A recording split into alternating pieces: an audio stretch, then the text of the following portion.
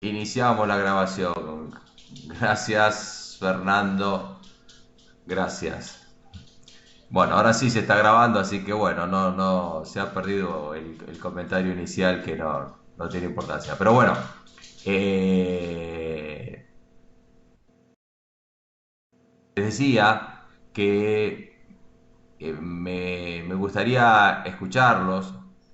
Obviamente, quien quiera decir algo sobre este tema o sobre lo que se le ocurra, como para permitirles un ida y vuelta, para quizás charlar dudas.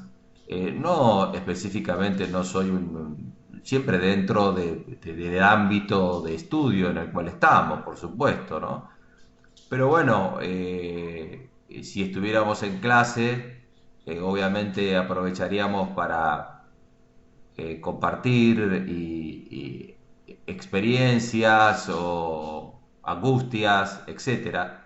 Así que quien quiera expresar algo, lo único que tiene que poner es la palabra yo y a medida que vayan apareciendo en el chat, yo voy a empezar con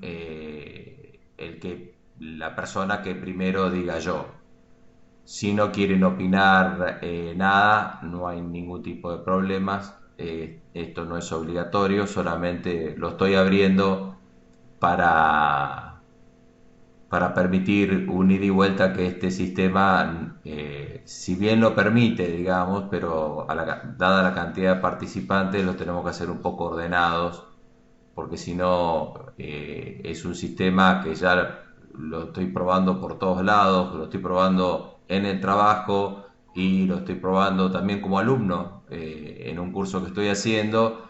eh, Cuando uno se superpone con otros, se hace todo muy confuso. Pero bueno, el juego está abierto en cualquier momento. Alguien que quiera expresar algo,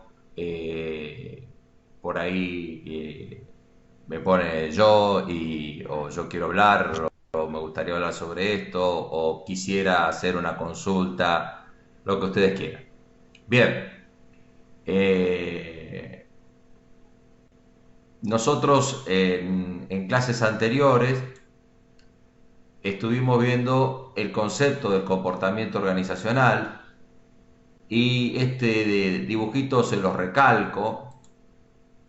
La organización sin forma, nosotros le damos forma a la organización mediante la conceptualización, es decir, mediante el estudio de algo que ya existe, mediante el estudio de algo empírico. Estamos estudiando algo que de por sí solo existe.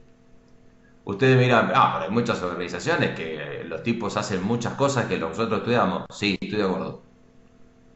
Pero el concepto de organización existe previo a los estudios. No surgió de un laboratorio. Surgió porque los seres humanos necesitaron organizarse de alguna manera para obtener un objetivo en común. Y esto es tan viejo casi como la historia de la humanidad. Entonces, decíamos que este es el objeto de estudio, el sujeto de estudio es el gerente y que el comportamiento organizacional estaba fijo en nuestras mentes, en nuestra mente, y que surgía del impacto que las conductas individuales, grupales del sistema organizacional tienen en nuestras conductas. ¿Mm? Esa es más o menos aproximadamente la definición y la importancia del sistema organizacional, perdón, del comportamiento organizacional. ¿Por qué estudiamos el comportamiento organizacional? Obviamente estudiamos el comportamiento organizacional para mejorar la productividad de las organizaciones. Y bien, estamos hablando de la palabra productividad, siempre dijimos desde un comienzo que hablamos muchos términos que al final no terminamos de comprenderlos. Bueno, ¿quién me puede decir, escribiendo muy simplemente, qué es productividad? Yo acabo de decir productividad. Bueno, ¿comprendimos? ¿Qué es productividad? O vamos a hacer otra cosa. Les puedo preguntar también qué diferencia hay entre productividad y producción. Si hay que hay diferencia. ¿Hay diferencia entre productividad y producción? ¿Existe alguna diferencia? Me gustaría que aprovechen y escriban algo al respecto, porque aprovechamientos, Gabriel dice, puede ser el mejor aprovechamiento de recursos, el tiempo. ¿A qué se están refiriendo? Productividad como capacidad, dice Carolina. Entonces estamos hablando, por lo menos, yo entiendo que tanto Gabriel como Federico están hablando de productividad están hablando de productividad, y Leonel dice la productividad es el rendimiento individual, mientras que la producción es el resultado total. No, no sé a qué te referís con rendimiento individual, no podemos discutirlo acá, pero está bien. La productividad como un rendimiento, sí, está bien. Un rendimiento, ¿cómo? La productividad es la capacidad que tenés de generar un producto en un cierto tiempo, y la producción es la capacidad que tenés para generar productos. Producir más o menos más en menor tiempo organizado. Ahí está. Hay una idea. Entonces, si yo tomo a Federico, vamos a tomar a Federico no porque los demás hayan hecho mal el concepto. Si yo tomo a Federico, bueno, si sienten un tic, tic, tic, tic, tic, es que, bueno, estoy en casa y se soltó una perra y dando vuelta por ahí. Bueno, claro, un objetivo de productividad, dice en el trabajo Daniela, en base a un objetivo que es y a su alcance. Bueno, no es tan así, pese a lo que, aunque lo digan de esa manera en tu trabajo, pero vamos al concepto de productividad, vamos al concepto de producción, porque Federico dice, la productividad es la capacidad que tenés de generar un producto en un cierto tiempo. A ver, generar en un cierto tiempo. Y la producción es la capacidad que tenés de generar productos. Es decir, por lo que entiendo acá, Federico está diciendo, una cosa, producir es hacer productos, es hacer. Y productividad lo dice en un cierto tiempo. ¿Qué es esa diferencia que está diciendo Federico? Hacerla en un cierto tiempo y por otro lado generar productos. La productividad es una relación. Siempre es una relación. Y como muy bien ustedes lo dijeron, muchos de ustedes lo dijeron, claro, lo dijeron en el menor tiempo posible, es una relación. Es decir, la productividad es el producto, que el producto es una cantidad, 1000. 1000 cuadernos. 1000 cuadernos en una hora es un concepto de productividad. Por eso, Daniela te decía que generalmente o comúnmente se denomina a la productividad en base a si alcanzás o no un objetivo. Eso en realidad es alcanzar o no el objetivo más que la productividad, porque la productividad es alcanzar el objetivo con la menor cantidad de recursos posibles. El concepto específico de productividad. Obviamente en tu trabajo les importa tres pitos lo que yo estoy diciendo, le van a seguir llamando de la misma manera y van a seguir pagando los incentivos en esa base. Pero no importa, nosotros en este concepto estudiamos que productividad entonces es una relación. ¿Qué te permite esa relación? ¿Qué diferencia hay entre 1000 cuadernos y 1000 cuadernos en una hora? Entonces te da una pauta, es la única, no, puede ser 1000 cuadernos y ponele 500 gramos de papel. 1000 cuadernos y 700 gramos de papel. Para un poquito. 1000 cuadernos y 700 gramos de papel, hay una diferencia entre 1000 cuadernos y 500 gramos de papel. Obviamente, la mejor productividad está en aquel que hizo 1000 cuadernos con menor cantidad de papel. Usó 500 gramos frente a los 700 gramos. Por supuesto, estamos hablando de un producto, en este caso cuaderno, que suponemos idéntico. Entonces es importante tener en cuenta esos conceptos. Por eso digo que en el curso vamos al concepto, en el examen voy al concepto, y son términos que nosotros usamos comúnmente, pero cuando a la hora de tener que definirlos hacemos agua. Todos, ¿eh? No todos. No, acá no es ustedes y yo me la sé toda. Acá nadie sabe nada en el curso. Estamos todos para aprender. Entonces es importante que te quede que la productividad es una relación. Es una relación que depende de muchas cosas, depende del negocio, depende del objetivo organizacional, para hablarlo más catedráticamente, por decirlo de alguna manera.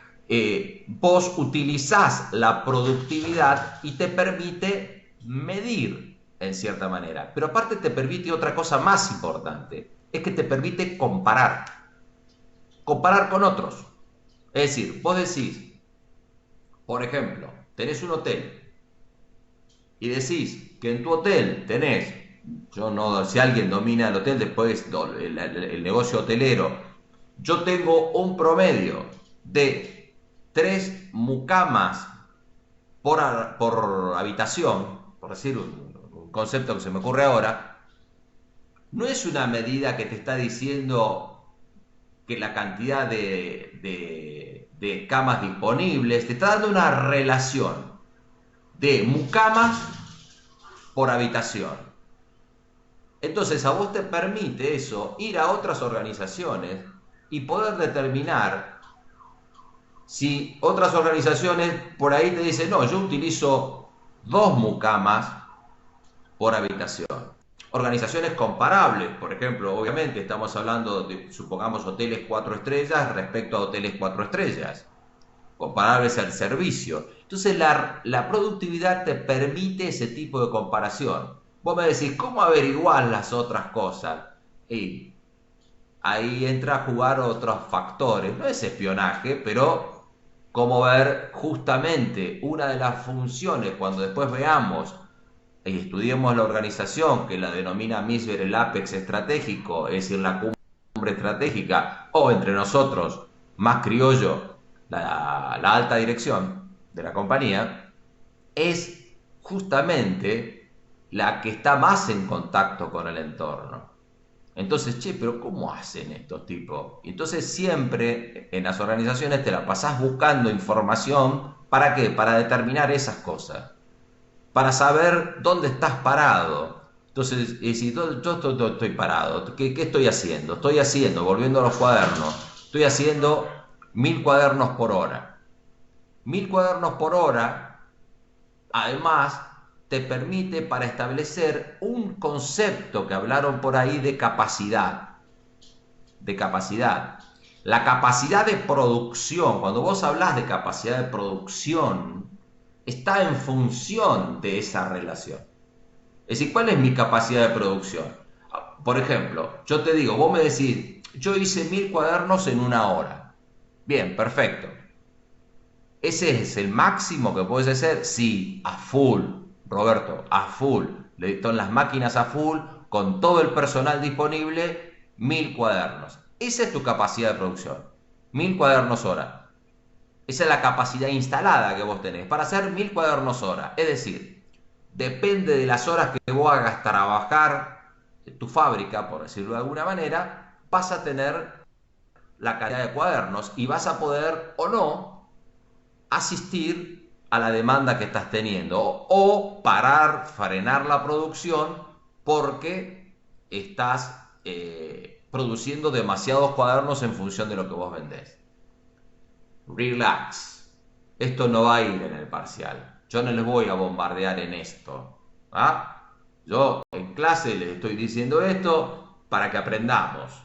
No para que todo sea examen, todo sea examen. Reitero, ¿qué va a ir en el examen? Lo que está en la bibliografía.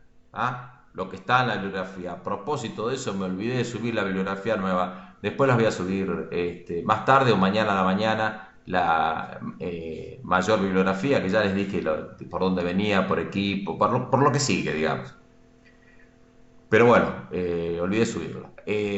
Volviendo al tema. Está, ¿qué va en el parcial? Lo que dice la bibliografía o lo que dicen los apuntes. ¿Ah? Lo que yo digo en clase, ¿para qué me decís esto en clase? Bueno, intento transmitir experiencia, tratar de hacerles ver cómo se aplica lo que estamos estudiando y por qué estamos estudiando el comportamiento organizacional para mejorar la productividad de las organizaciones. En la productividad de las organizaciones estamos muy acostumbrados a analizar la productividad de, valga la redundancia, no sé si hay redundancia, no sé por qué dije eso, pero no hay redundancia, pero no importa, es el tema de la producción. Generalmente estamos muy acostumbrados a estudiar la producción de bienes físicos y el 70% del Producto Bruto, es decir, el Producto Bruto mundial, ustedes el PBI lo deben haber escuchado por ahí, es una medición de todo lo que se produce en el país o en el mundo. Lo que se produce en el mundo, el 70% de ese PBI, de esa medición de producción, está producida por servicios. Es decir, que hoy los servicios, además, no solamente de tener esta importancia en el Producto Bruto, también lo tienen en el empleo, obviamente. Una empresa de servicios. ¿Qué se les ocurre a una empresa de servicios? Energía eléctrica, una empresa de servicios, telefonía, comunicación, digamos que la palabra telefonía queda como antigua, pero digamos telefonía, software, eh, empresas, las, las pseudo financieras, como puede ser Mercado Libre y todas esas compañías, son empresas de servicios. El servicio nos presenta una dificultad, una diferencia más que dificultad, de la medición de la productividad del producto físico. Y sobre todo presenta una dificultad porque la mayor, la mayor generación de servicios o la percepción del servicio, volviendo al concepto de percepción que vimos en la clase pasada, está vinculado o está generado en una manera biunívoca, es decir, por dos intervinientes en forma simultánea. Es decir, está el prestador y quien recibe el servicio en manera simultánea. La mayoría de los servicios son así. El servicio de salud es así, el servicio educativo, es decir, en este momento yo estoy brindando un servicio educativo. En este momento, la percepción, ya lo había dicho en la clase pasada, cada uno de ustedes tiene una percepción de lo que yo estoy diciendo. Eso nos pasa a nosotros con todos los servicios, con el servicio de energía, con el servicio de internet, con el servicio de televisión, etcétera, etcétera, y así todos los servicios. Entonces, en general, se presenta una relación biunívoca entre quien presta el servicio y el que lo recibe al servicio. Por ejemplo, yo voy a mi médico y mi médico le digo, che, tengo acá un dolor que me preocupa y cuando trago me duele, a ver, me hace unos exámenes, me dice, no le des bola, está todo bien. Y me voy tranquilo, ¿Por qué me voy tranquilo? Porque me lo dijo él, porque le tengo confianza. Es algo que se va construyendo entre el prestador y quien recibe el servicio. O por el contrario, ¿se acuerdan como habíamos visto en la clase pasada el tema de la actitud? cuando te genera una actitud negativa hacia el jefe, o por el contrario, vos tenés un rechazo a ese servicio. No quiere decir que el producto físico, obviamente vas a hablar con muchos marketineros y te van a decir que el producto físico también produce un servicio. Sí, sí, estoy de acuerdo, no lo estoy discutiendo eso. Pero vamos bien a la división entre el hecho de tener un auto y de tener telefonía. Porque un concepto, muchos de ustedes quizás me esté observando por teléfono o me esté observando por la compu. Y la compu, vos decís, esta es mi compu, este es mi compu, este es mi teléfono. En cambio en el servicio, es decir, vuelvo a ese tema, vos decís mi compu, vos decís mi teléfono, en los productos físicos hay sensación de propiedad. Es decir, yo estoy hablando por la compu, acá está la compu, es mía. Ahora, el servicio de Internet, el cual nos está permitiendo a todos nosotros en este momento comunicarnos, es tuyo. ¿Vos lo sentís realmente tuyo? No se siente propio. ¿Y esto por qué lo digo? Lo digo porque no es que afecte tanto al comportamiento organizacional, pero no es lo mismo, entonces, el diseño de organizaciones de servicio respecto al diseño de organizaciones de bienes tangibles, por decirlo de alguna manera técnica.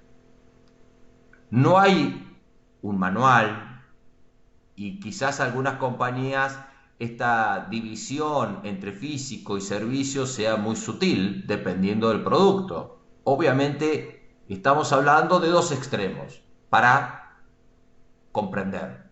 La realidad en general es gris, no es blanco y negro.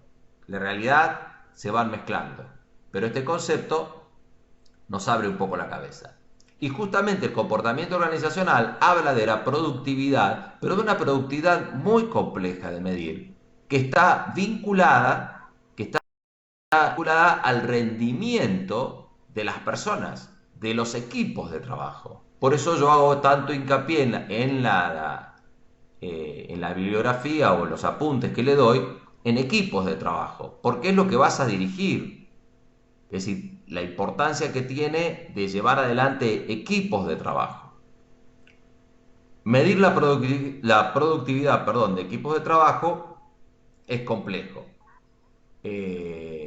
porque ya ahí entran a jugar, sobre todo, equipos de trabajo que van a depender de decir, no, mira, yo trabajo en un equipo de ventas, es bastante fácil medir la productividad. Sí, es cierto. Yo trabajo en un call center y me mide la productividad, la cantidad de llamados por hora, la cantidad de llamados por turno. Te van midiendo la productividad.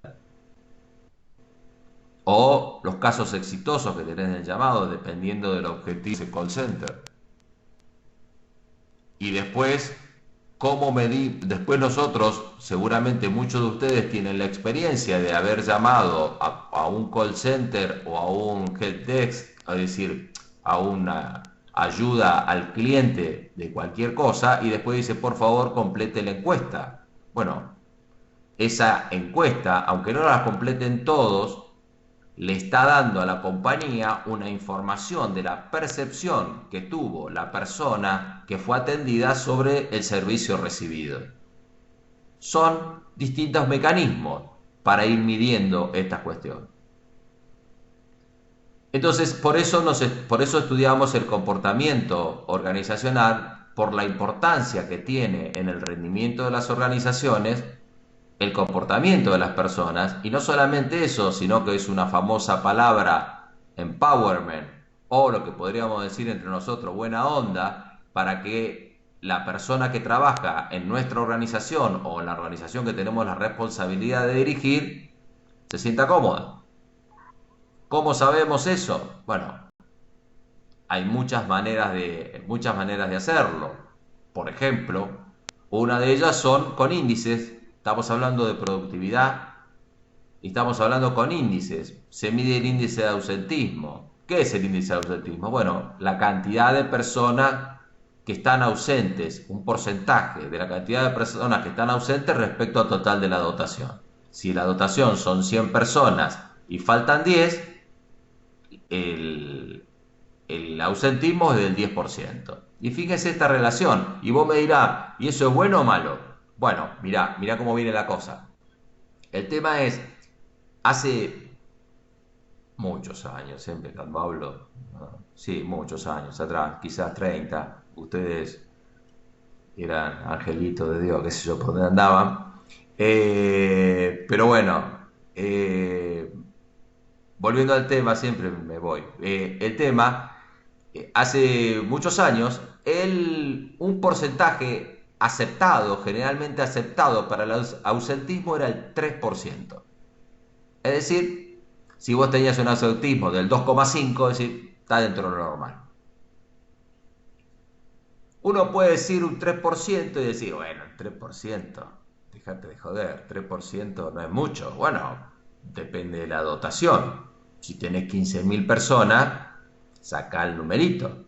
Ya esas personas que vos estás teniendo el índice de ausentismo, yo no soy muy malo para las cuentas mentales, ¿no?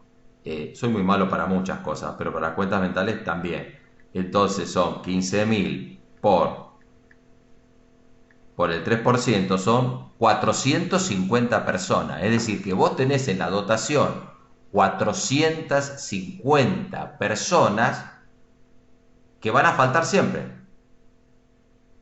Porque no es que siempre es la misma, ¿está? Es el índice de ausentismo.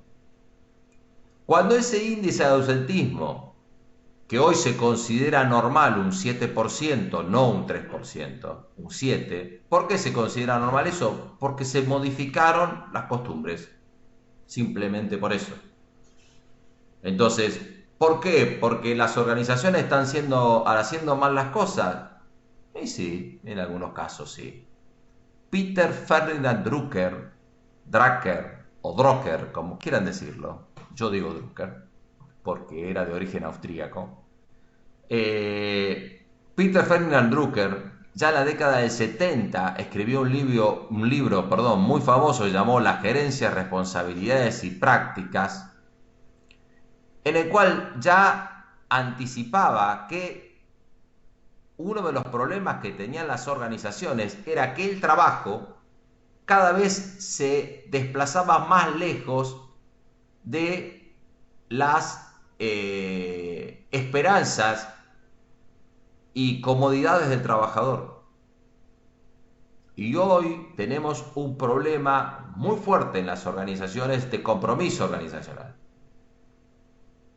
Lo más fácil es decir, bueno, lo que pasa es que las generaciones, lo que pasa... No, mira, lo que pasa nada. Las excusas, no estamos en esta disciplina para excusas. Cuando estás hablando de esa personita que está en el medio, que le hicimos que es gerente, no estamos para dar excusas. Estamos para resolver los problemas. Entonces no le podemos decir, no, lo que pasa es que la generación esta es muy difícil. Bueno, entonces, ¿qué tenemos que hacer para que no lo sea? Y vas a encontrar hoy en organizaciones, previo al coronavirus, tengo que decirlo, previo al coronavirus, porque hoy en día estamos en una situación que no la quiero tocar, por razones de ánimo, porque no quiero, necesito y tengo la responsabilidad como docente que estemos en el tema, pero el tema está en que ya la administración de los recursos humanos, mal dichos recursos humanos, o la administración de las personas, administración y personas también suena feo, pero suena mejor personas que recursos humanos, casi se está segmentando a nivel individual.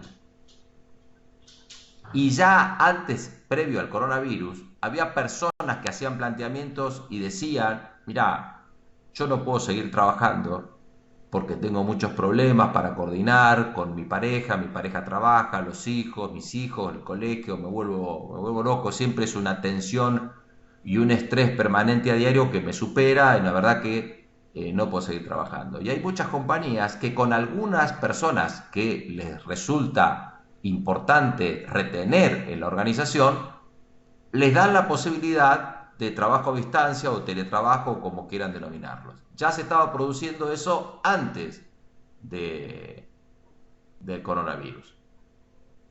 Hoy ya es un tema forzoso, por supuesto, que después lo vamos a charlar en algún momento. Pero bien, con lo cual, por eso hago tanto hincapié en el comportamiento organizacional. Porque si no te estoy engañando y vas a ir, y yo te puedo hablar del sistema organizacional, que vamos a llegar ahora, no sé si llegaremos, espero llegar en esta clase, vamos a llegar ahora al sistema organizacional, y si yo te engaño con que es eso solo, y vas a ver que vas a modificar las cosas y nadie te va a dar pelota. Entonces, yo decís, pero ¿cómo? Si estoy haciendo las cosas bien, y puede ser que diseñe sistemas que son mucho mejor. Pero en la clase pasada te dije, guarda que los procedimientos son circuitos de poder hacer algo, no solamente de poder porque controlo, que también puede estar dado por ese lado. Bien, entonces esto empezamos a ver la clase pasada, y lo que estoy tratando de hacerles ver es toda esa aplicación de esa problemática que tiene que ver con el individuo, que el individuo vimos estos 5 conceptos: valores, actitud, aptitud, percepción y personalidad. Entonces acá le digo algo clave: atención con la percepción. Atención con la percepción. Digo porque es un tema importante. ¿Los otros no son importantes? Sí, son importantes. Entonces, ¿por qué es importante la percepción para el comportamiento organizacional? ¿Por qué es tan importante para la conducta individual? Mientras tanto, mientras ustedes piensan, mientras chatean no sé con quién, ¿por qué es tan importante? Porque los seres humanos reaccionamos en función de nuestro mundo percibido. Por eso la percepción es tan importante para el comportamiento organizacional. Ustedes lo tienen en el apunte. Ojo, pregunta de parcial. Una pavadita, pregunta de parcial. ¿Por qué es importante la percepción para el comportamiento organizacional? ¿Por qué estamos estudiando eso? Esa historia de la percepción. Porque nosotros actuamos en función de la percepción. Si no recuerden la clase pasada, cuando vimos todos esos circulitos de las realidades, la realidad es una realidad percibida y es la que nosotros decimos realidad. Entonces cuando decimos, viste, es como yo te digo, porque lo dice otra persona, en realidad, bueno, son dos personas que coincidimos en la percepción, pero tampoco quiere decir que estemos en la razón. Hay un famoso libro cuyo autor, no me acuerdo en este momento, que entre signos de interrogación dice, ¿es real la realidad? Sí, ¿cuál es la realidad? Pero bueno, no vamos a entrar en temas metafísicos.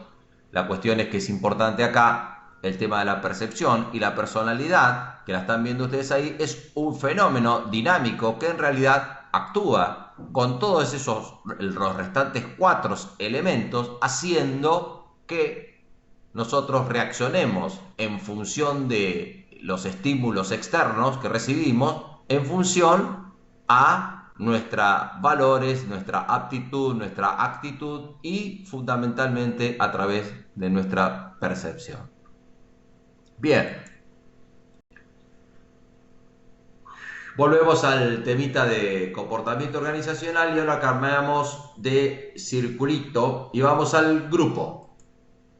Grupos. Bien, esto es importante tenerlo en cuenta, porque para este curso Cuando hablamos grupos, es totalmente distinto a equipos. Después vamos a ver la diferencia. Pero quiero dejar bien aclarado, que cuando hablamos de grupos, hablamos de... Ah, no, con Enter no funciona, tengo que hacer acá. Hablamos de que son dos o más individuos que interactúan en forma independiente y que se reúnen para lograr objetivos particulares. Destaco particulares. ¿Mm? Dos o más personas, objetivos particulares. ¿Qué quiere decir eso? Que para nosotros, para este curso, cuando hablamos de grupos, son informales. Pertenecen a la organización informal. Es decir, son un grupo de personas que se juntan con objetivos particulares, no necesariamente nocivos para la organización. No necesariamente nocivos para la organización. ¿Por qué lo estamos estudiando? Porque algunos sí son nocivos. Y vamos a ver cuáles son los casos que son nocivos. Entonces, si a vos te toca dirigir equipos de trabajo, etcétera, es importante detectar esos grupos. No de una manera persecutoria, pero es importante tener la atención sobre la posibilidad de la existencia de estos grupos que pueden o no ser nocivos para la organización o el equipo de trabajo que estás dirigiendo. Pero volvemos al tema. Vas a encontrar en mucha bibliografía, vas a encontrar grupos de trabajo y equipos de trabajo como sinónimos. ¿Tá? Entonces, importante, grupos no es sinónimo de equipos. Como para que tengamos en cuenta, no cometamos el error, para que quede claro entre nosotros ya que grupos es distinto a equipos. Para nosotros, grupos pertenece a la organización informal. ¿Tá? Hasta ahora, ¿qué es grupo? Grupo de personas que no necesariamente pertenecen al mismo sector, a la misma área. Un grupo de personas que interactúan entre ellos. Y para objetivos particulares, es una manera de decir objetivos particulares. Capaz que el objetivo es divertirse, simplemente pasarla bien. Bueno, entonces vamos a ver el siguiente punto, las razones por las que las personas se integran en grupo. Es decir, ¿por qué los seres humanos integramos grupos de estas características? Por seguridad, algunas de ellas, por el hecho de sentirse aceptado, la seguridad de sentirse aceptada, aceptado por tus compañeros de trabajo. Entonces, puede ser una de las razones.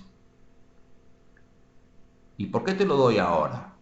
Porque si vos estudiás un poco el tema del comportamiento individual, te va a permitir detectar aquellas personalidades más permeables a esta cuestión de seguridad. No vas a ser un experto. La idea no es que seas una experta o un experto en psicología o en sociología, en este caso estamos hablando de grupos. Son herramientas para aprender a manejar las personas o mejorar la intuición. Hay muchas personas que tienen una gran intuición para conocer a las personas. Quizás muchos de ustedes no necesitan todo lo que yo estoy hablando y lo que les escribí para decir, sí, yo ya sé quiénes son más propensos a formar grupo por el tema de seguridad. Es probable que lo sepas. Otro tema es el estatus, que puede estar dado. Tema de seguridad y estatus, vos me decís, pero es una línea muy finita. Sí, te doy la razón, es una línea media finita. Es importante que en la realidad vos tengas una clara distinción entre estatus y seguridad. No, en la práctica no es tan importante.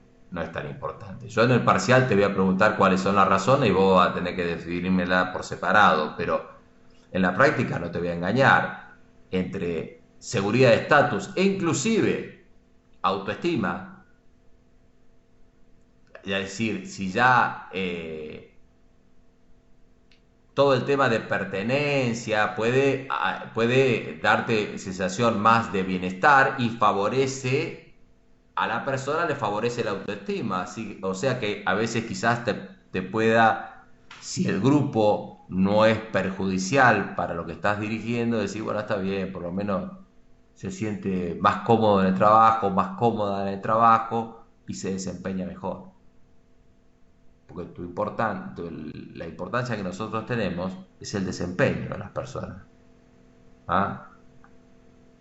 Después, si lo lográs por medios lícitos o éticos, por lo menos desde mi punto de vista, es importante eso, lograrlo por medios lícitos y éticos, de mi ética y de mi escala de valores. Ojo, es otra historia, ¿no? También entro en esos circulitos rojo, amarillo y todo eso que dice, todos muy preciosos.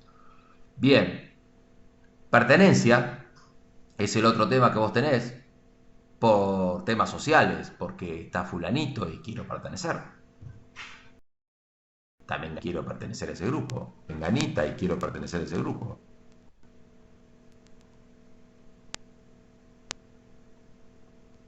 Estoy viendo a Federico una pregunta que me está haciendo, que me dice, se las leo todos por las dudas. ¿El estatus implica un ordenamiento de categoría dentro de un grupo? No. El estatus es lo que siente la persona. Es decir, la diferencia entre seguridad y estatus, que la seguridad tiene que ver más con la protección. El estatus tiene que ver con, mira con quién estoy. No sé si me explico bien. El estatus tiene que ver, mira, formo con grupo con Messi. Mira, el grupito de Messi. Yo con Messi tomo mate todas las mañanas. Pavada. Te estoy dando un ejemplo medio trivial, pero eso es el tema. O me viene a buscar en auto todos los días fulanita y me lleva al trabajo. Mirá, ¿quién es? La gerenta de no sé qué cosa. Por ahí es la gerenta de producción y vos trabajás en administración, pero te da estatus el hecho de que te traiga en un lindo auto y todo eso. Vos lo sentís. ¿Mm? Lo sentís. ¿Te quedó claro, Federico? ¿Respondí a tu pregunta?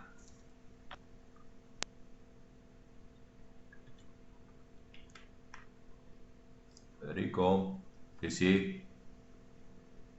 Muy bien, Federico. Vamos, seguimos adelante. Pertenencia. Claro, es medio parecido al estatus, pero el hecho de pertenecer al grupo, acá hay un tema que también tiene, obviamente todo juega y casi todo, si ustedes lo van viendo, si ustedes van leyendo esta lista, el título siguiente contiene los anteriores, de alguna manera, conceptualmente. Entonces la pertenencia, la necesidad de afiliación, la necesidad, te da la necesidad de no ser rechazado, lo cual te mejora la autoestima. Es decir, que la pertenencia puede estar involucrada con algunos factores de seguridad, de estatus, de autoestima. Y por último, el poder.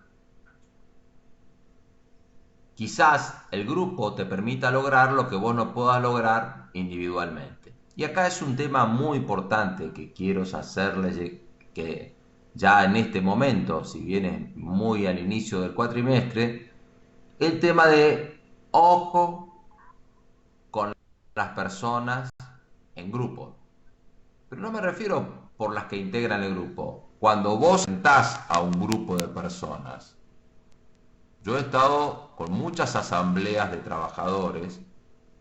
Ojo cómo te moves con esas cuestiones, porque las personas, cuando están en grupos, modifican drásticamente su comportamiento por estas cuestiones que estamos viendo acá. drásticamente. Famosa palabra de la conducta de las masas, ¿no? Pero bueno, el tema, entonces decís, bueno, ya no me dejé con, ¿qué haces? ¿Qué hiciste vos en las asambleas? Bueno, en las asambleas, si vos te toca algún día una asamblea de trabajadores, o lo que sea, una asamblea de lo que sea, jamás se negocia con una asamblea. Jamás se negocia con una asamblea. En una asamblea, si podés no ir a una asamblea de trabajadores y los trabajadores te dicen que van a hacer una asamblea, no sé qué cosa, mejor no participe, porque es muy probable que termine mal. A mí me pasó en una experiencia, fui a hacer un trabajo muy difícil, difícil para mí, eh, porque difícil llevarlo a cabo. Cerré una planta, eh, me contrataron para cerrar una serie de plantas, fábricas, una planta completa cerré. Y hubo una asamblea de trabajadores, yo fui en representación de la empresa y empecé a hablar. Y la persona del sindicato muy hábilmente, en cuanto vio que más o menos la charla iba más o menos bien, la destrozó la asamblea con su habilidad y salí a los piedrazos, pero no te estoy exagerando. Salí a los piedrazos, llegué corriendo al auto, subí al auto y rajé de ese lugar. Yo lo viví. Ahora no lo hago ni loco, pero era un pibe. En aquel tiempo tenía 30 y pico. Iba a cualquier lado. En aquel tiempo era un kamikaze, pero ahora ni loco voy a una asamblea, ni loco. Y quizás peor aún, porque hoy en día la gente, en esas circunstancias, nosotros respetamos menos la autoridad. ¿Mm? El hecho de tenemos una conducta hoy hacia la autoridad de mucho rechazo, sobre todo por estos lugares. No lo estoy criticando ni nada. Por algo ocurre eso. ¿Ah? Después cuando veamos liderazgo vamos a ver eso. Por algo ocurre. Estamos peleados los seres humanos con el liderazgo. ¿Y eso es culpa de quién? Del liderazgo. Eso lo vamos a ver después. ¿Ah? Hay un problema de relación entre el liderazgo y las personas. Y nosotros, las personas. Bueno, lo estamos viendo hoy en una situación caótica, una situación tremenda para la humanidad, líderes realmente chatos, pero aparte se nota la chatura, porque si algo tiene el COVID-19 o el coronavirus, como quiera denominarlo, es que no te da respiro en cuanto a la respuesta. Te equivocaste y te lo dice al toque. Acá no hay piripipí, porque no quiero usar la palabra relato porque tiene connotaciones políticas y no quiero que se mezcle con la política, pues no me interesa y jamás me van a escuchar hablar de política nacional. Pero respeto a las ideas que cada uno tenga y cada uno puede mezclar estos conceptos y manejarlo con su ideología. Esa es una cuestión de cada uno de ustedes, de la percepción de cada uno de ustedes y los intereses que tienen cada uno de ustedes, que tienen todo el derecho a tenerlo. Pero los líderes mundiales han demostrado bastante chatura. Fíjense que todos los países reaccionan de forma absolutamente individual.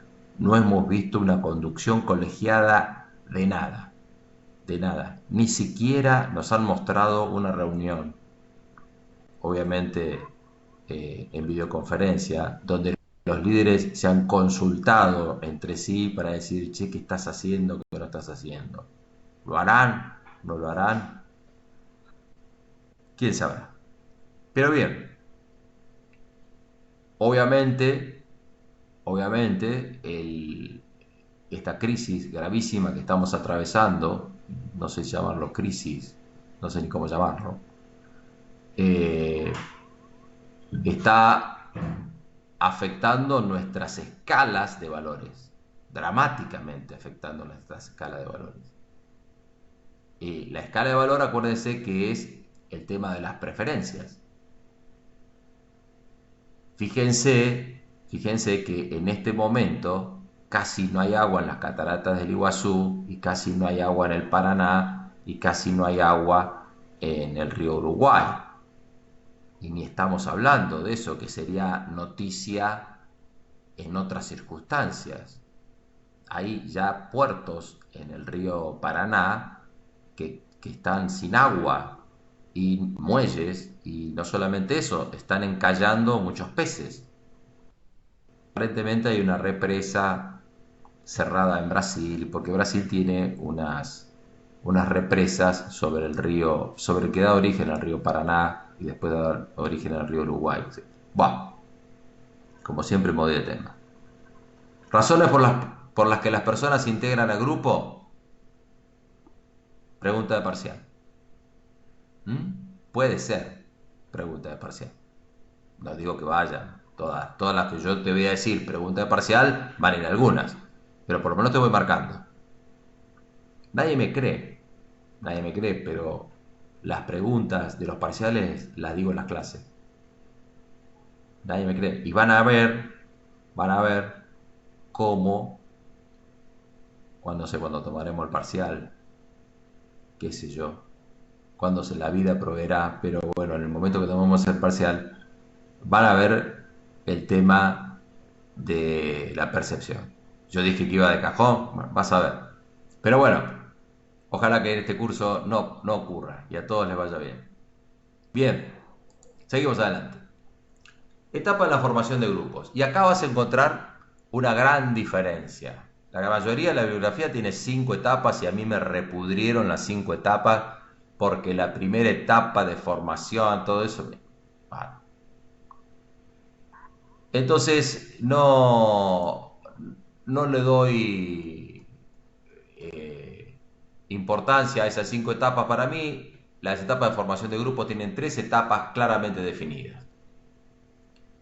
La primera, obviamente, ¿y por qué te doy las etapas? Vos decís, ¿a mí qué me interesa cómo se forma el grupo? La verdad me está volviendo loco.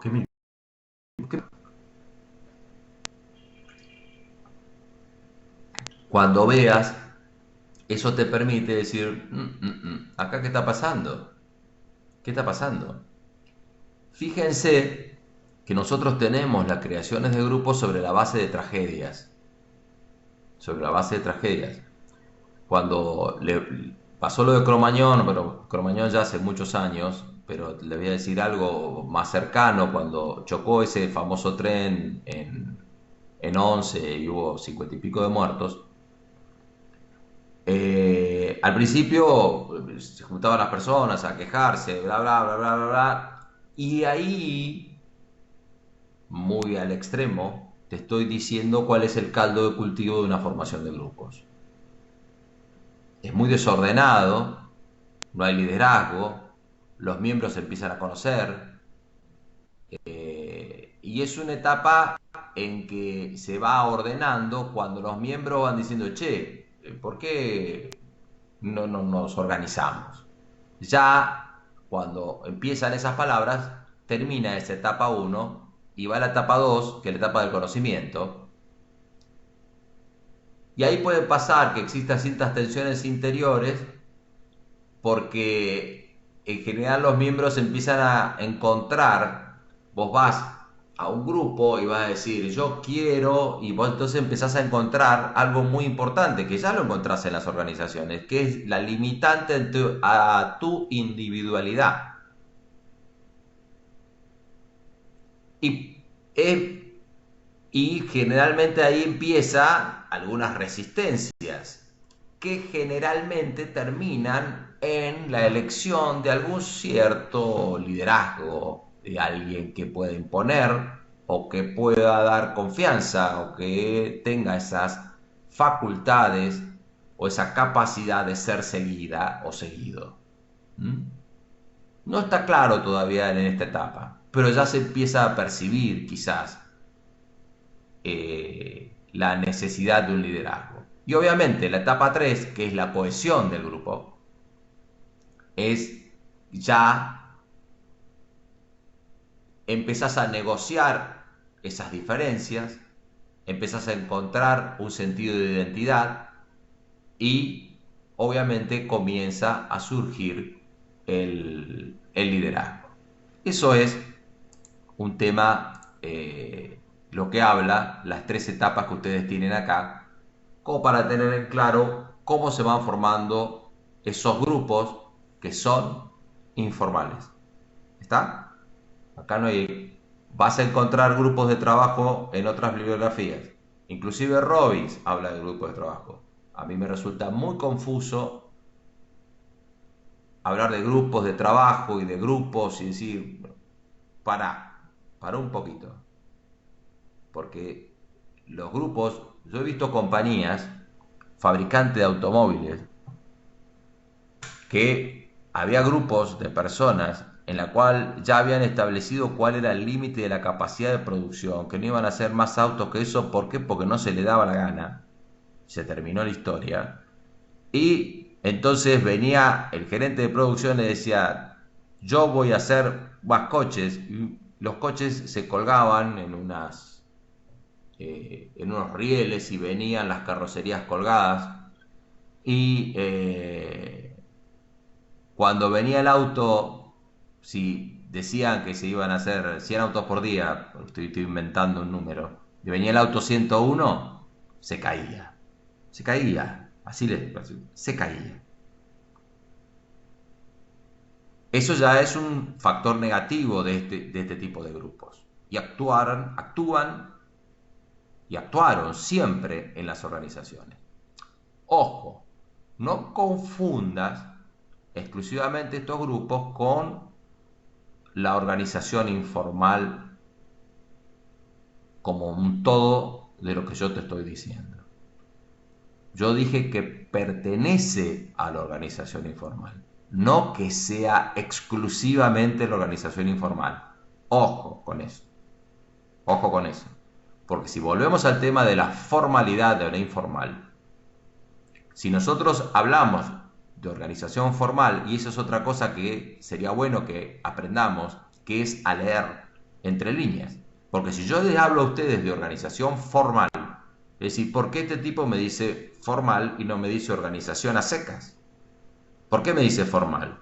Porque obviamente existe una organización informal. Y la organización informal, si la analizás, ¿qué es la organización informal? Y la organización informal, en definitiva, es la organización que está funcionando. La organización formal es lo que debería ser y la informal es lo que es. ¿Ah? Entonces, si los grupos controlan y comienzan a imponer sus definiciones y sus valores en la cultura organizacional, la organización informal se impone a la organización formal. Muchas organizaciones les pasa eso. Pero bueno, seguimos. Y justamente acá está, van a ver ustedes el concepto de pensamiento de grupos y son los síntomas. Claro, ¿cuáles son los síntomas cuando los grupos empiezan a tener una influencia en la organización formal?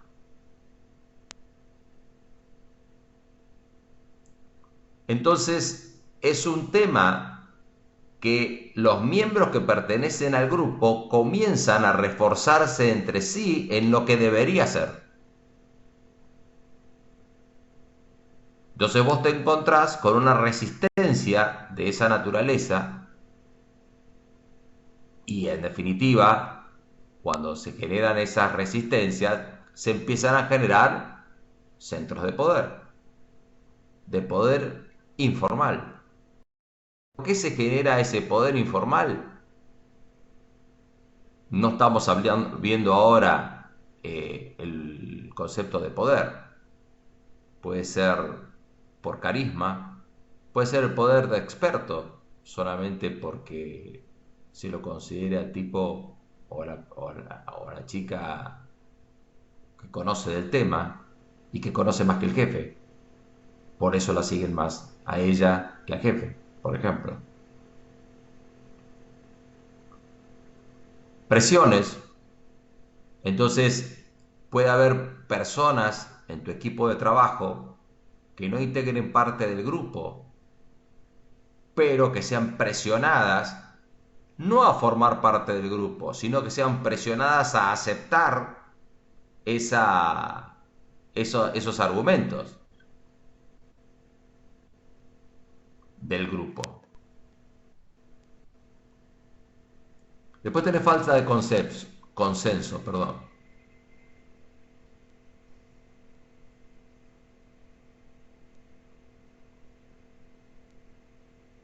Dice, las personas que componen el equipo con dudas o puntos de vista distintos tratan de desviarse de lo que parece ser el consenso del grupo, ya sea simplemente al callar o minimizar su importancia. Entonces, ¿qué haces? No las discutís, no es importante, en definitiva la avalás. ¿Mm? No hay consenso, pero no le das importancia. Ajá.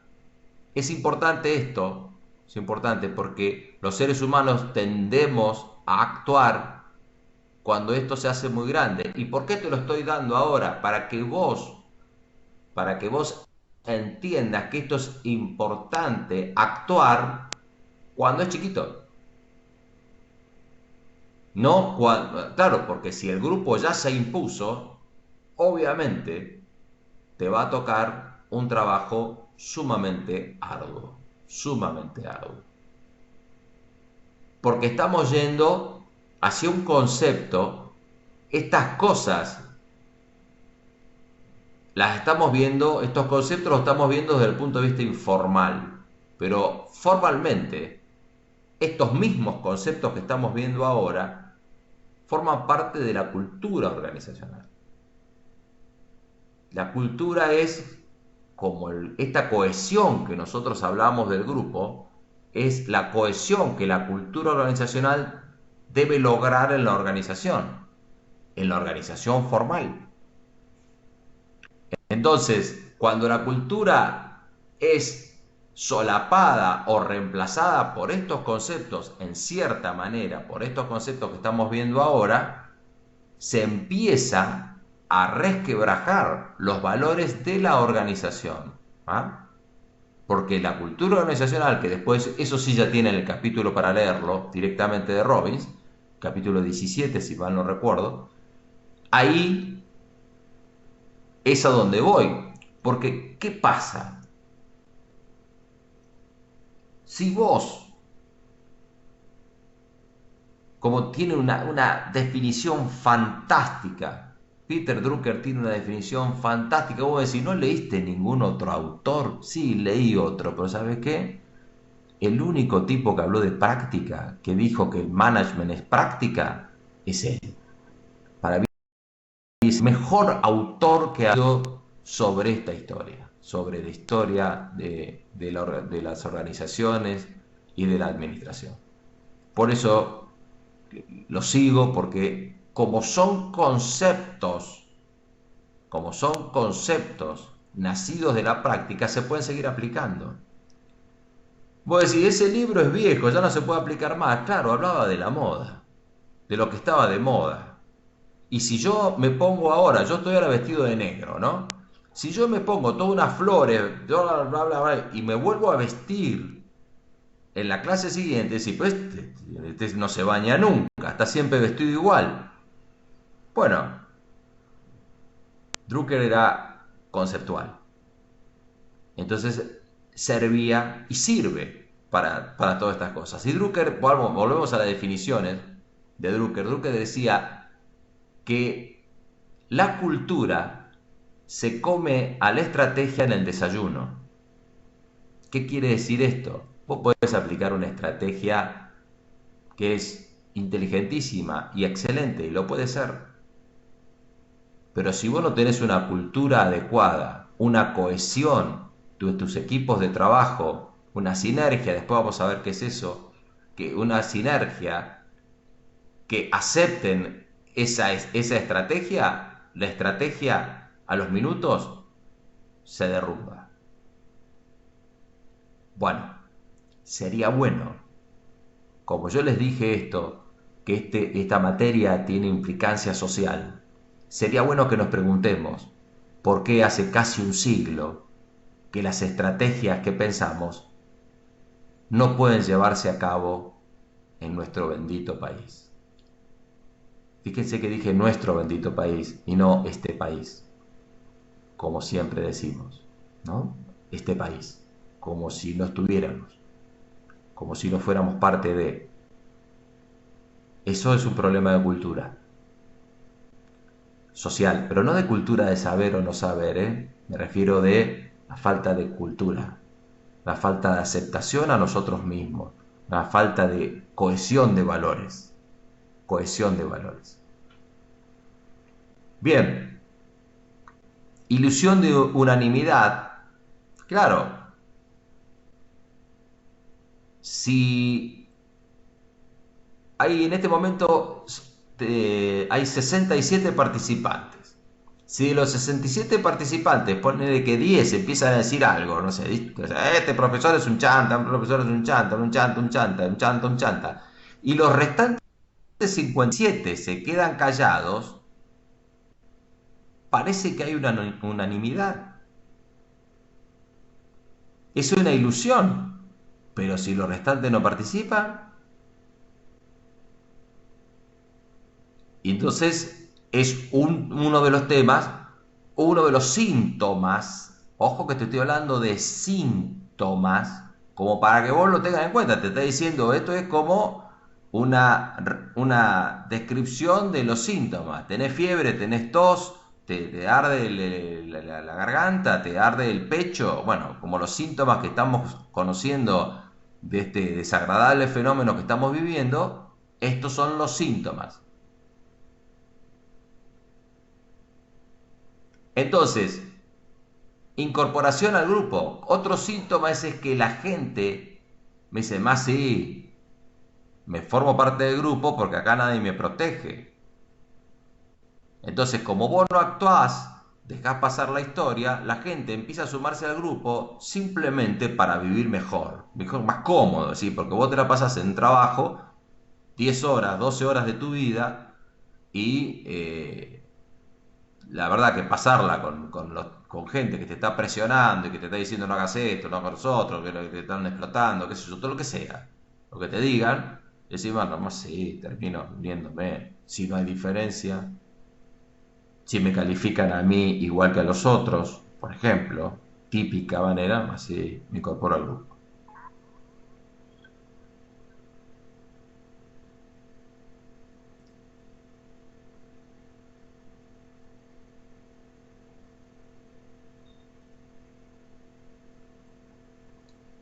Bueno, desplazamiento del equipo. Obviamente, ojo que dice del equipo, ¿está? No del grupo. Ojo que dice equipo, no grupo. Cuando hay desplazamiento de equipo, el grupo empieza a actuar en las decisiones más importantes. El grupo empieza a actuar en las decisiones más importantes y empieza a tener influencia. Esto yo te invito a llevarlo a nivel nacional, cómo distintos grupos de poder actúan y a veces hacen que a nivel nacional haga este desplazamiento de lo formal, es decir, de las decisiones del poder ejecutivo, sean condicionadas en función de otros grupos que intervienen. No estoy hablando exclusivamente de este gobierno, ¿está? Estoy hablando en general. ¿Por qué hablo de los a nivel nacional? Porque es más fácil, porque, insisto, porque son figuras que conocemos todos, etcétera, etcétera, etcétera. Hablando de eso, yo no sé si lo dije ya, porque yo no miro las repeticiones, pero capaz que lo dije. Estamos en una situación de crisis muy grave, de salud gravísima y de todos los demás factores sociales, económicos, psicológicos inclusive, que estamos todos encerrados. Grave lo de psicológico, grave. Mantengamos, lo más importante es mantenernos sanos de acá, ¿no? Mantenernos sanos, porque no es fácil. Ustedes son jóvenes, yo sé lo que hacen los jóvenes, se hacen unas videoconferencias, agarran alcohol cada uno y se están haciendo jodas así. Bueno, me parece bárbaro, porque descarga y sirve eso. Yo pasé las Pascuas cenando con mi familia, cenando, almorzando con videoconferencia. La pasas mejor, son 3 horas, la pasas mejor. Después vuelve la realidad, pero bueno, son 3 horas que te distraes la cabeza, un poco. Porque ya ni Netflix ni nada, ya en un momento determinado tenés ganas de pararte y pegarle un martillazo hasta el fundador de Netflix. Pero bueno, entonces tenés que mantener la cabecita sana, es lo más importante. No sé por qué viene esto, pero no importa. Mantener la cabeza sana de todos modos. Mantengamos. No es una tarea, no es una tarea fácil. Bien. Vamos a ir terminando porque ya les veo la cara que están medio quemados.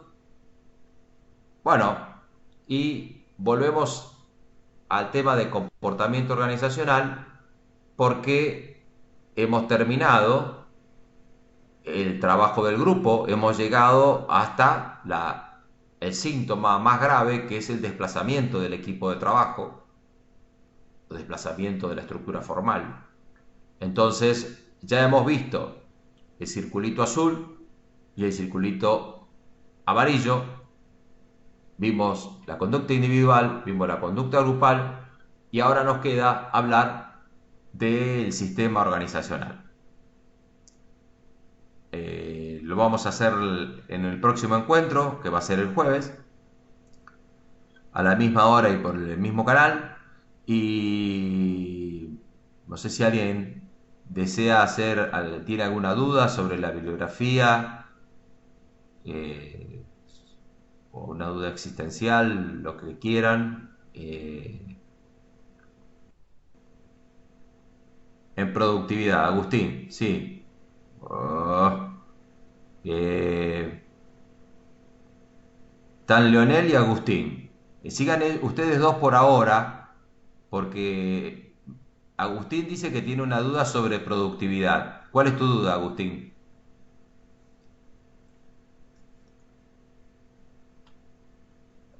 Dale. Espera que me pongo los auriculares, así te escucho. Mantengamos los micrófonos cerrados, que abra Agustín. Abrilos.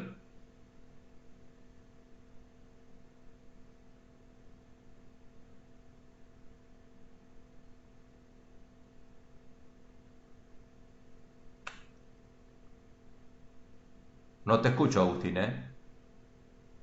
O yo desactivé los micrófonos. Para. Que yo soy medio peligroso.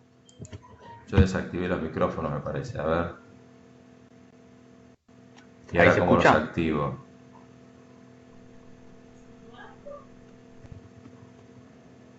Ahí estoy. Ahí escucho algo. ¿Estás? ¿Escucha ahí? ¿Estás, Agustín? Sí, sí, ¿no se me escucha?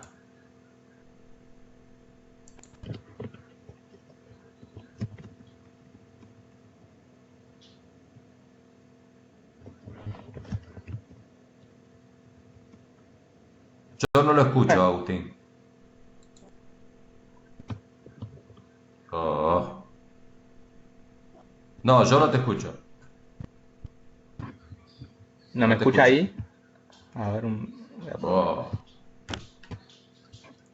Ahí no. Algo. Algo. Ahí. Un poco mejor. Bueno. A ver, esperen, chicos, a ver. No me.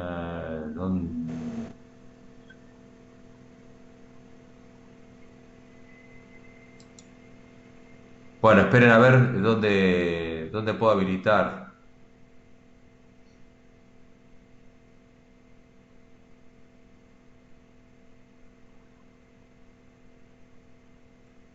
Bronca, me da. Qué lástima.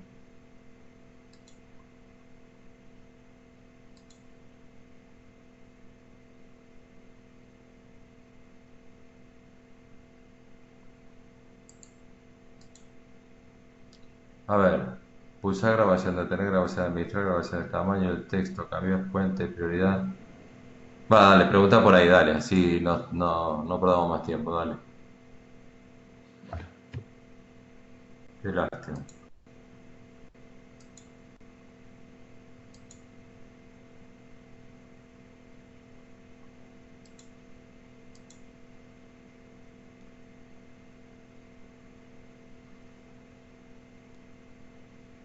Volviendo a la productividad, dale. Sí,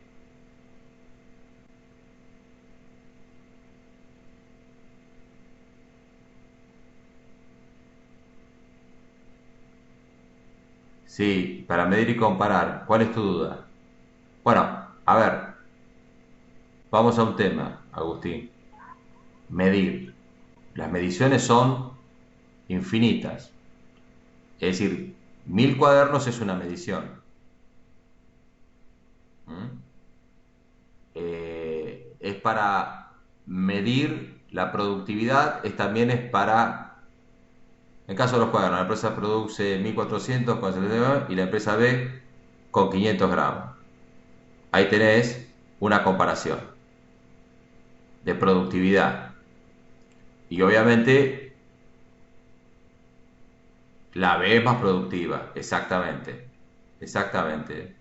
La B es más productiva, exactamente porque utiliza siempre dentro de las consideraciones de que estamos hablando del mismo cuaderno, del mismo gramaje de hojas, etcétera, etcétera, dando por sentado eso, la empresa B en principio es más productiva. Ahora, puede pasar otra cosa, que vos puedas tener esa situación, pero vos lográs con los 700 gramos una mejor calidad y tenés una política de precios distinta. Pero de todos modos lo sabés,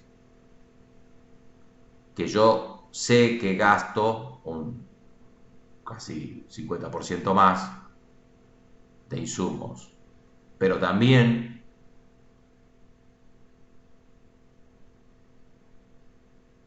no se incluye la calidad del producto en la productividad. Es otro factor más a analizar, digamos.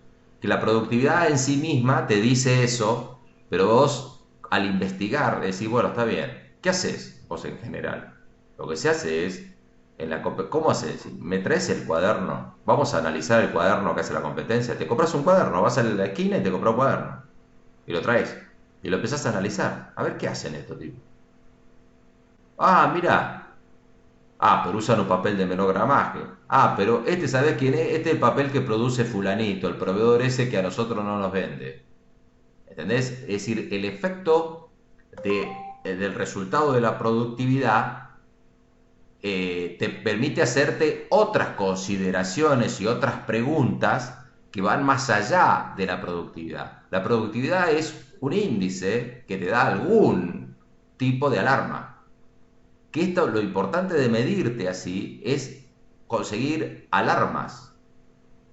Entonces, cuando vos haces una relación, no te quedas solamente con el contento de decir, hice 1400 cuadernos como estás poniendo vos, hiciste 1400, qué contento estoy.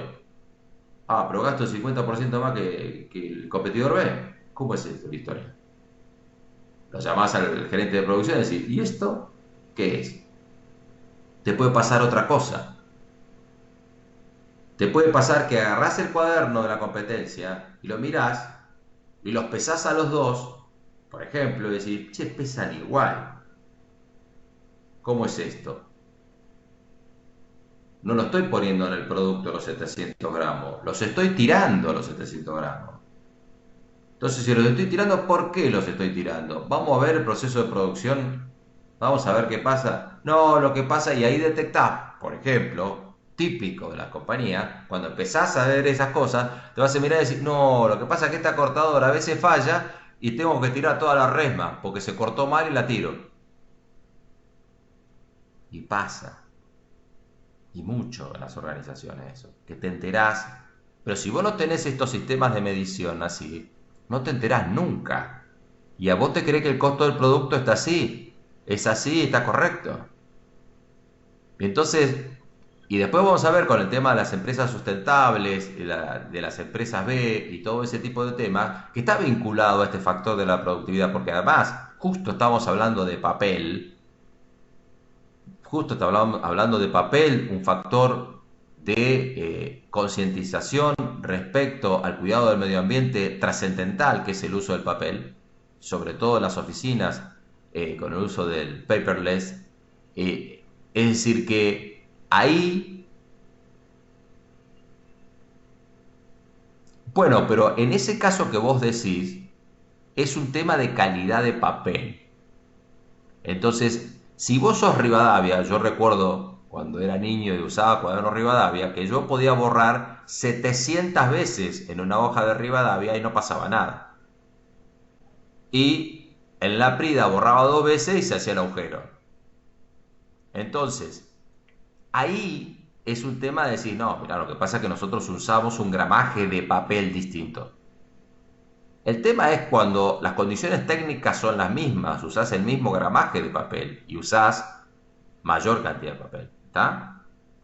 Cuando vos llegás a esa diferencia que los 200 gramos es un tema de calidad y vos lo aceptás, yo, por ejemplo, en aquellos tiempos a mi vieja le decía, yo quiero el cuaderno Rivadavia, pero bueno, si te da esa ventaja competitiva de ser elegido pese al precio, ok. Ahora, y si no te da la ventaja competitiva, porque hoy estamos en un mundo muy ligado al precio, hoy no sé en qué mundo estamos, pero bueno, estábamos en un mundo muy ligado al precio.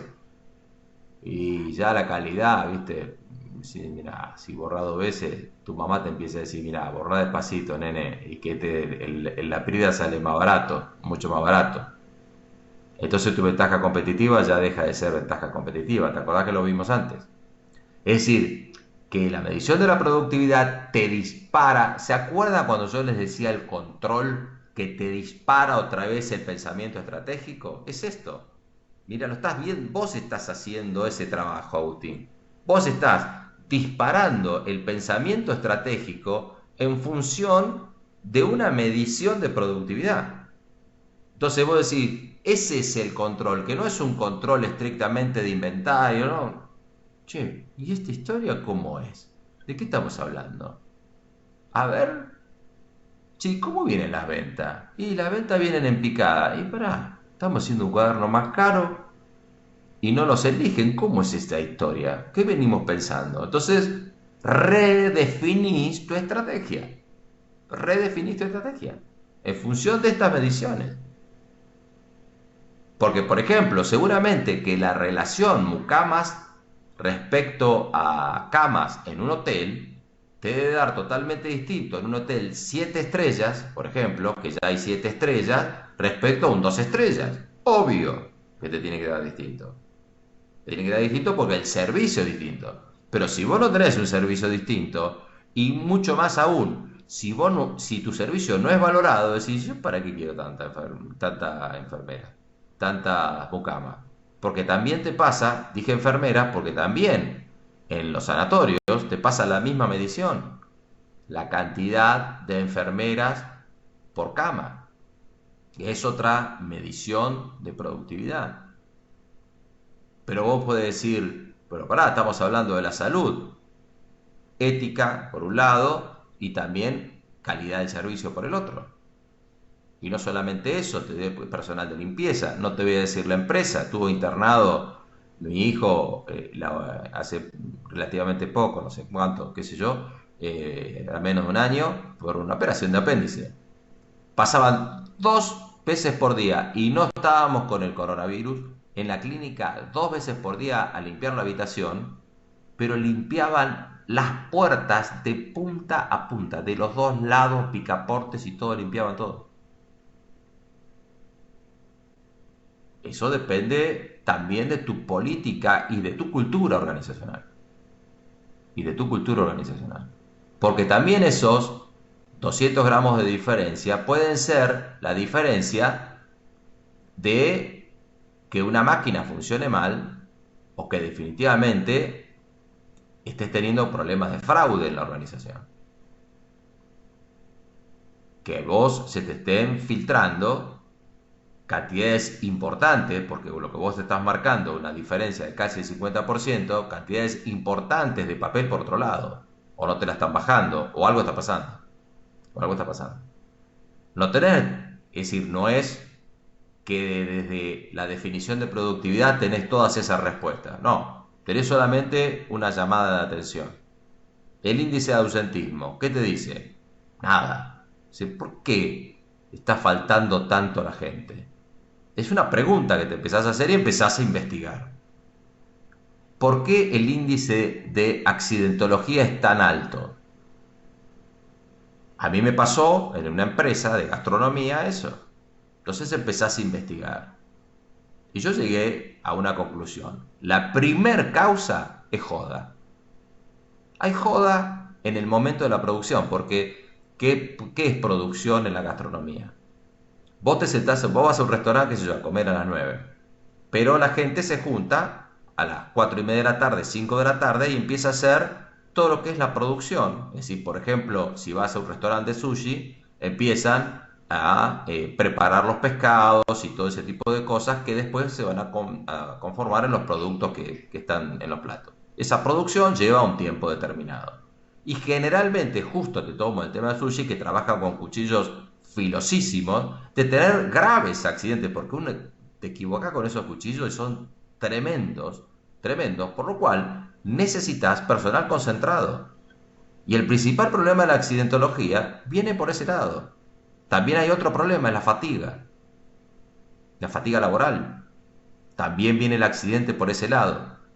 Y vos lo empezás a medir de esa manera, es decir, que el índice de accidentología te disparó una investigación.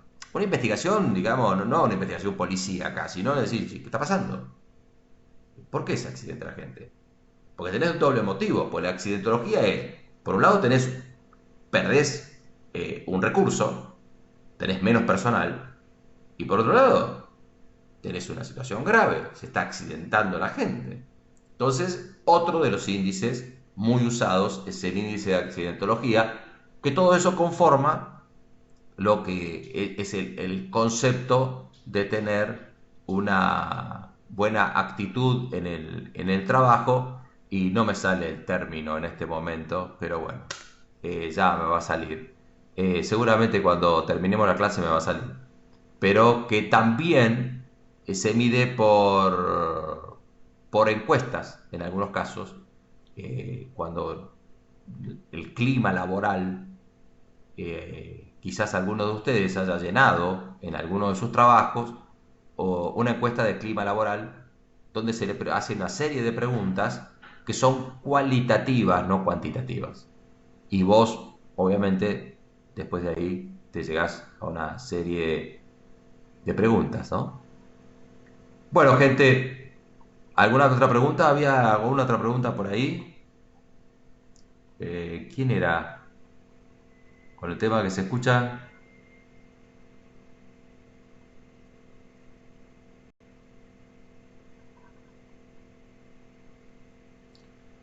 Leonel, no sé qué dije antes, pero no sé si querés decir. Leonel, mi consulta es con respecto a. Me olvidé completamente del trabajo práctico. Me olvidé completamente del trabajo práctico y de subir los apuntes. Mil disculpas, se los voy a subir para que lo hagan. Mil disculpas, se los voy a subir. ¿En qué quedó ese tema? Quedó en que, nada, se me fue de la cabeza. Bueno, gente, ha sido un placer. Nos vemos en la próxima. Y bueno, fuerza, fuerza, que ya va a pasar, todo pasa. Chao, hasta pronto.